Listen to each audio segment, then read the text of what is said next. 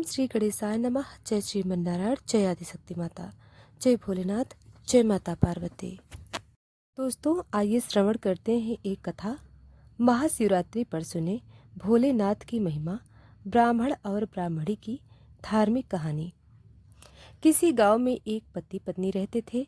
पति का नाम गोपाल और पत्नी का नाम राधिका था। राधिका बहुत ही धार्मिक प्रवृत्ति की महिला थी। वह अपनी झोपड़ी में रोजाना भगवान शिव की पूजा पाठ करती थी। एक दिन राधिका ओम नमः शिवाय मंत्र का जाप कर रही थी।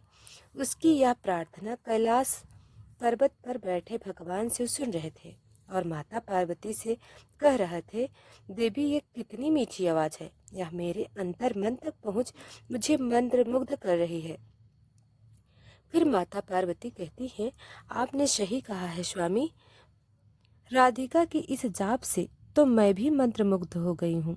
भगवान शिव ने कहा, तुम्हें ज्ञात है देवी, उस झोपड़ी में राधिका और गोपाल रहते हैं और जो कलयुग के कठिन समय में भी धर्म का अनुसरण करके आदर्श स्थापित करेंगे, जो देखकर कलयुग के अन्य पुरुष भी प्रभावित होंगे। फिर माता पार्वती कहती हैं, अच्छा स्वामी, मुझे सब कुछ विस्तार से बताइए कि कौन है ये दोनों पति पत्नी और क्या है इनका परिचय। तब भगवान शिव कहते हैं, देवी, राधिका इस समय झोपड़ी में अकेली रहती है और गोपाल की प्रतीक्षा में उसे व्याकुलता हो रही है, जबकि गोपाल एक जमींदार के घर छोटा मोटा काम करता है। देखो देवी, गोपाल एक लंबे समय के बाद घर लौट रहा है। कठिन परिश्रम से प्राप्त अपनी आय को लेकर अपनी पत्नी के पास जा रहा है। उसे अपनी पत्नी उतनी ही प्रिय है जितनी कि तुम हमें प्रिय हो। फिर माता पार्वती कहती हैं, मैं देख रही हूँ स्वामी कि आप उनकी बहुत प्रशंसा कर रहे हैं, परंतु मैं एक बात सोच रही थी कि वे पैसों के बिना कैसे अपना जीवन व्यतीत कर रहे हैं। फिर माता पार्वती कहती हैं, स्वामी आपकी आज्ञा हो तो मैं उनकी परीक्षा लेना चाहती हूँ, आप मुझे आज्ञा दीजिए। भगवान शिव ने कहा, ठीक है देवी, जैसा तुम चाहती हो वैसा ही होगा। तुम अब उनकी परीक्षा ले सकती हो कि उनका भरोसा मुझ पर अटल है या नहीं। फिर माता पार्वती उनकी सवारी शेर पर सवार होकर पृथ्वी लोक पर पहुंचती हैं और इधर गोपाल अपने घर जा रहा था और उधर माता पार्वती एक बुढ़िया का रूप ले लेती हैं और शेर एक छोटी लड़की का रूप ले लेता है और गोपाल जमींदार के घर से निकलने से पहले एक चिट्ठी अपनी पत्नी राधिका को लिख देता है और उसमें लिखा होता है, राधिका, जब तक यह चिट्ठी तुम्हारे हाथों में होगी तब तक मैं आधे रास्ते तक पहुंच जाऊंगा। यहाँ सब कुछ ठीक चल रहा है। जमींदार जी मेरे काम से बहुत खुश हैं। उन्होंने एक खास चीज़ उपहार के तौर पर दिया है। मैं तुम्हें घर पर आकर इसके बारे में बताऊंगा। मुझे सिर्फ उपहार ही नहीं मिला है बल्कि एक बड़ा पद भी मिला है। अब तुम देखना, अब ये हमारी गरीबी जल्द ही दूर हो जाएगी। तुम्हारी बहुत याद आ रही है और ख़ास करके तुम्हारे हाथ के बने आलू के पराठे की। मैं जल्दी से घर लौट रहा हूँ। तुम अपना ख्याल रखना। तुम्हारा गोपाल। चिट्ठी पढ़ते पढ़ते राधिका की आंखों से आंसू आ जाते हैं और कहती है, आखिर बहुत दिनों के बाद में वे घर लौट रहे हैं। आज उनके लिए उनकी पसंद का खाना बनाती हूँ। और घर के अंदर जाकर एक बड़े से डिब्बे का ढक्कन खोलती है तो वह डिब्बा एकदम से खाली है। तो वह कहती है, ऊपर वाले, इसमें तो कुछ भी नहीं है। अच्छा कोई बात नहीं, उनके आने के बाद कुछ करती हूँ। उधर गोपाल बैलगाड़ी में बैठकर आ रहा था और वो सोच रहा था, पता नहीं राधिका को मेरी चिट्ठी मिली या नहीं। बहुत दिनों के बाद घर लौट रहा हूँ, बहुत अच्छा लग रहा है। जमींदार ने मुझे सोने का सिक्का दिया है। उसे देखकर राधिका क्या कहेगी क्या पता आज से हमारी गरीबी खत्म हो जाएगी। फिर गोपाल बैलगाड़ी वाले को कहता है, अरे ताऊ जल्दी कीजिए, मुझे घर जल्द से जल्द पहुंचना है। फिर बैलगाड़ी वाले ने कहा, हाँ बेटा चल ही तो रहा हूँ। जैसे ही गोपाल की बैलगाड़ी गांव के नज़दीक पहुंचने वाली होती है तो रास्ते में माता पार्वती उनकी सवारी शेर जो भेष बदले हुए थे उनको मिल जाते हैं। फिर माता पार्वती गोपाल और उसकी बैलगाड़ी वालों को आता देख उस लड़की को मारने लगती है और कहती हैं, मर क्यों नहीं जाती कलमुही कहीं की। यह सुनकर गोपाल बैलगाड़ी को रुकवाता है और उनके पास जाता है और कहता है, अरे क्या हुआ माँ जी, आप इस बच्ची को क्यों डांट रही हैं। तो वह बुढ़िया कहती है, देखो बेटा, इसके पिताजी सवेरे से काम के लिए बाहर गए हैं, पैसे लेकर घर आएंगे तभी तो खाना मिलेगा। यह इस बात को समझती ही नहीं, मर क्यों नहीं जाती कलमुही कहीं की। फिर गोपाल कहता है, अरे नहीं नहीं, आप इसे डांटिए मत। फिर बुढ़िया कहती है, यह समझती ही नहीं, ऊपर से घर का मालिक कहता है कि किराया नहीं दिया तो यहाँ से चले जाओ। मैं क्या करूँ बेटा बताओ, इस लड़की को लेकर तो मुझे भीख मांगनी पड़ेगी। फिर गोपाल मन में सोचता है, यह तो बहुत ही तकलीफ में है, मेरे पास तो जमींदार जी का दिया हुआ सोने का सिक्का है और कुछ नहीं। अब मैं क्या करूं, वे सोने का सिक्का मैं इन्हें दे देता हूं। फिर गोपाल कहता है, माँ जी आपका नाम क्या है। फिर वह बुढ़िया कहती है, मेरा नाम गौरी है। गोपाल फिर से पूछता है, आपके पति कौन है और वे कहाँ पर काम करते हैं। फिर बुढ़िया कहती है, मेरे पति का नाम भोला है और वे काम करने के लिए बहुत दूर गए हैं। फिर गोपाल कहता है, अरे आप भोला भैया की पत्नी हैं, मैं तो आपको ही ढूंढ रहा था। यह लीजिए, यह भोला भैया ने आपके लिए ही भेजा है और वो मेरे साथ ही काम करते हैं। मैं आपको यह सोने के सिक्के देने आ रहा था, अच्छा हुआ जो आप ही चली आई मिल गई। इतना कहकर गोपाल ने वह सोने के सिक्का उसे बुढ़िया के हाथ में थमा दिया। फिर वह बुढ़िया कहती है, तुमने तो मुझे बचा लिया और वे ठीक ठाक तो है ना, वहाँ पर सही सलामत तो है ना। फिर गोपाल कहता है, हाँ भाभी जी वे बहुत अच्छे हैं, तो अब मैं चलूँ। फिर बुढ़िया कहती है, मेरा आशीर्वाद तुम्हारे साथ है। फिर वह बुढ़िया और वो लड़की वहाँ से चली जाती हैं। उनके जाने के बाद गोपाल सोचता है कि मैंने तो मेरा सारा धन इन्हें दे दिया, अब मैं राधिका को क्या कहूँगा। इस धन से मेरे घर की हालत थोड़ी सुधर जाती। यह आपकी कैसी लीला है भगवान। फिर माता पार्वती कैलाश पर्वत पर पहुँच जाते हैं तो भगवान शिव कहते हैं, हे देवी, तुम्हारे बिना मुझे यह कैलाश पर्वत सूना सूना लगता है। फिर माता पार्वती अपने आसन पर विराजमान हो जाती हैं। फिर भगवान शिव माता पार्वती से पूछते हैं, कहिए देवी, जो कुछ मैंने कहा था क्या वह सत्य साबित हुआ कि नहीं, मैं तुम्हारी प्रतिक्रिया जानना चाहता हूँ। फिर माता पार्वती कहती हैं, स्वामी आपने सही कहा था, गोपाल निर्भीक भी है और दयालु भी। देखिए, उसे जो पुरस्कार मिला था उसने वह भी मुझे दे दिया, सारे पैसे दान कर दिए, यही तो मेरी प्राप्ति है। उसने एक बार के लिए भी संकोच नहीं किया। वे लोग कितने गरीब हैं, इस सोने के सिक्के से उनकी गरीबी दूर हो जाती। फिर भी नहीं सोचा। भगवान शिव कहते हैं, तुम सत्य कहती हो देवी, अभी भी उस दंपत्ति के मन में दुख और व्यथा अवश्य है। माता पार्वती पूछती हैं, स्वामी आप ऐसा क्यों कह रहे हैं, अभी भी उनके मन में दुख है, वे तो परीक्षा में उत्तीर्ण हुए हैं, फिर ऐसा क्यों है। भगवान शिव कहते हैं, जानती हो देवी, उन दोनों का मन स्वर्ण का है, उनको जितना तपाएंगे उनकी मनुष्यता उतनी ही निखर कर सामने आएगी और पवित्र हो जाएंगे ये दोनों दंपत्ति। किंतु इस बार उनकी परीक्षा मैं स्वयं लूँगा। यदि वे मेरे द्वारा ली हुई परीक्षा में उत्तीर्ण हो जाते हैं तो इस असत्य के संसार से सदा सदा के लिए सत्यता की स्थापना हो जाएगी। उधर गोपाल को घर पहुंचने में थोड़ी देर हो जाती है तो उसकी पत्नी अपने घर में बने मंदिर के हाथ जोड़कर प्रार्थना करती है, हे भोलेनाथ, मेरे पति बस ही अच्छी तरह से घर लौट आएं, मैं इतना ही चाहती हूँ, उनका ख्याल रखना। तभी घर के बाहर से आवाज़ आती है, राधिका राधिका दरवाज़ा खोलो, मैं आ गया हूँ। फिर राधिका कहती है, ऊपर वाले सचमुच आप हमारे सहायक हैं, बस मैं आपसे प्रार्थना कर रही हूँ और आपने उन्हें सही सलामत घर भेज दिया।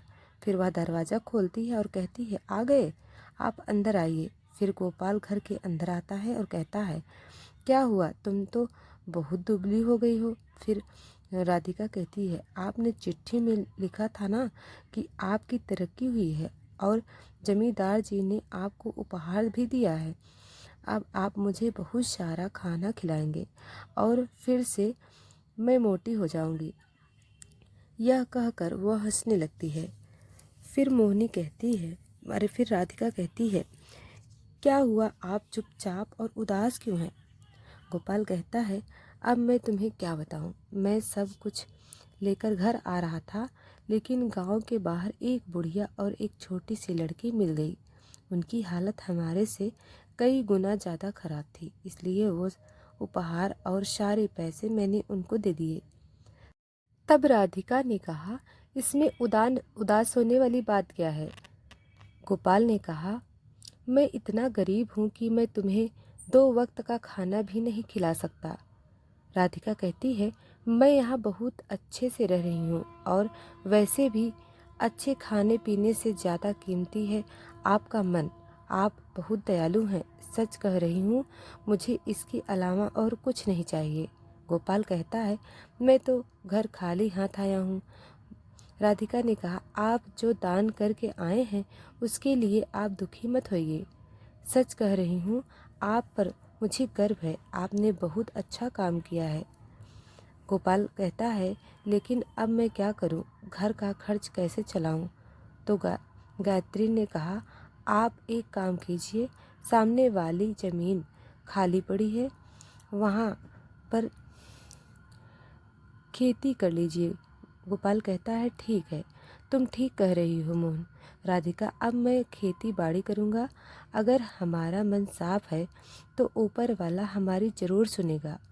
राधिका कहती है, चलो आज खाने का बंदोबस्त हो जाएगा, मैं पड़ोसन से लेकर आई हूँ, आप बिल्कुल चिंता मत कीजिए। फिर अगले दिन गोपाल सामने वाली ज़मीन को फावड़े से खोदता है और उस ज़मीन को खोद कर खेती योग्य बना देता है और उसमें गेहूं की खेती करता है और गेहूं की फसल अच्छे से उग जाती है और बड़ी भी हो जाती है। बस अब उसमें धान आने वाला होता है। यह देखकर गोपाल और उसकी पत्नी बहुत खुश होते हैं और राधिका कहती है, आप देखिए अब सब कुछ ठीक हो जाएगा। तभी अचानक एक दिन मूसलाधार बारिश हो जाती है और उसके साथ जोरदार तूफान भी आ जाता है। फिर गोपाल और उसकी पत्नी उठकर अपने घर से बाहर निकलकर अपनी फसल को देखने जाते हैं तो पीछे से उनकी झोपड़ी भी उड़ जाती है और देखते ही देखते बाढ़ जैसी स्थिति उत्पन्न हो जाती है। उनका पूरा खेत पानी में डूब जाता है और घर भी डूब जाता है। उनके घर के मंदिर में रखा हुआ कलश बहकर बाहर आता है तो उसकी पत्नी उसे उठाकर रोने लगती है। फिर अगली सुबह जब पानी उतर जाता है तब वह अपने खेत में जाकर देखते हैं तो पूरी फसल बर्बाद हो चुकी थी। घर पूरा पानी में डूब कर टूट गया था। फिर गोपाल कहता है, हे भगवान, तुम किस जन्म की परीक्षा ले रहे हो, अब हम क्या करेंगे? यह कहकर गोपाल फूट फूट कर रोने लगता है।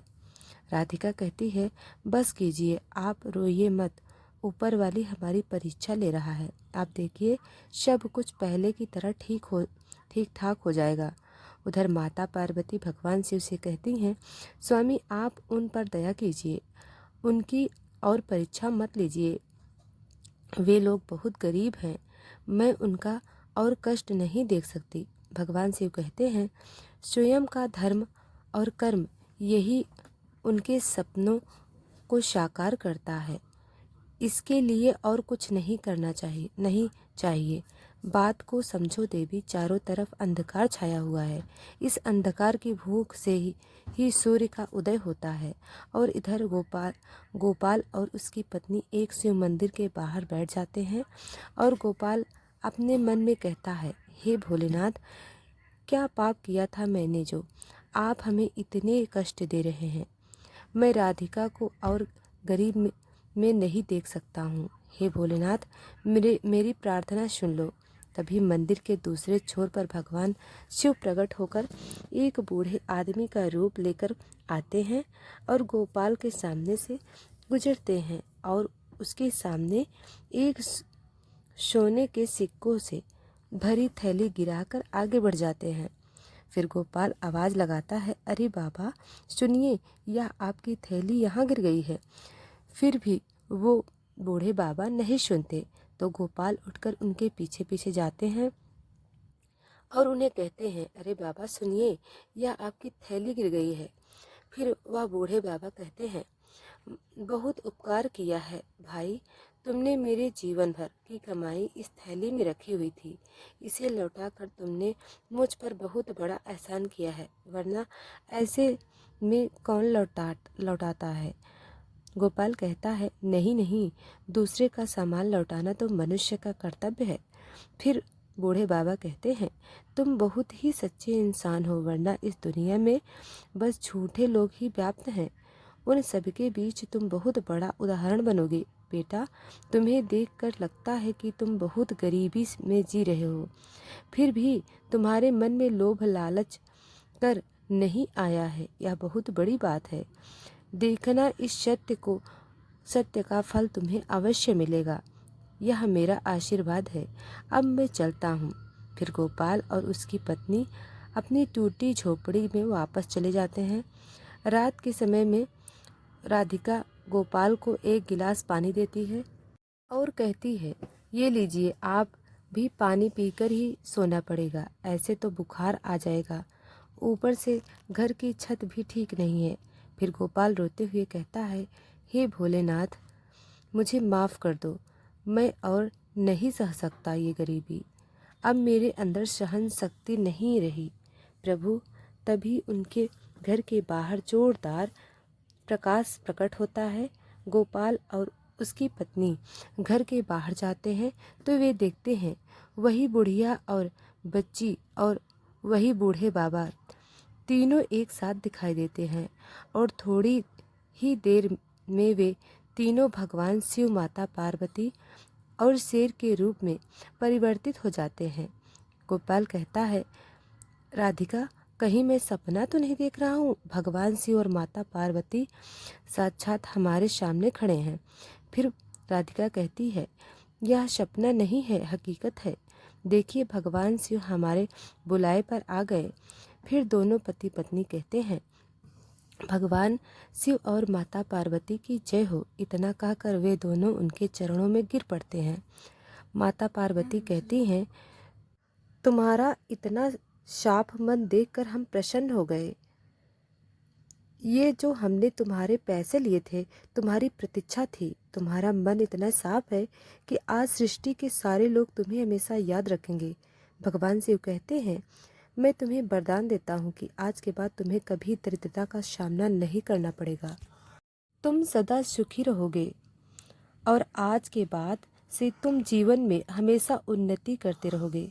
फिर गोपाल कहता है, आपकी कृपा दृष्टि हमेशा हम पर बनी रहे। जिंदगी में जितनी भी मुश्किलें आए, हम सदैव केवल सही राह पर ही चलें, ऐसा आशीर्वाद दीजिए।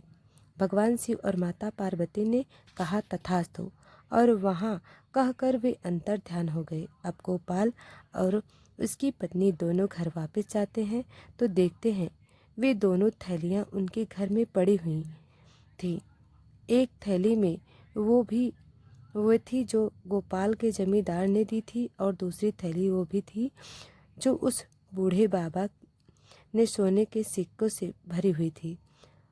अब उस धन से वे दोनों पति पत्नी हंसी खुशी रहने लगे और उनका गुजारा भी अच्छे से होने लगा। तो दोस्तों, वीडियो को लाइक सब्सक्राइब नहीं किया है तो अभी कर लें। कमेंट बॉक्स में जय भोलेनाथ जरूर लिखें। धन्यवाद।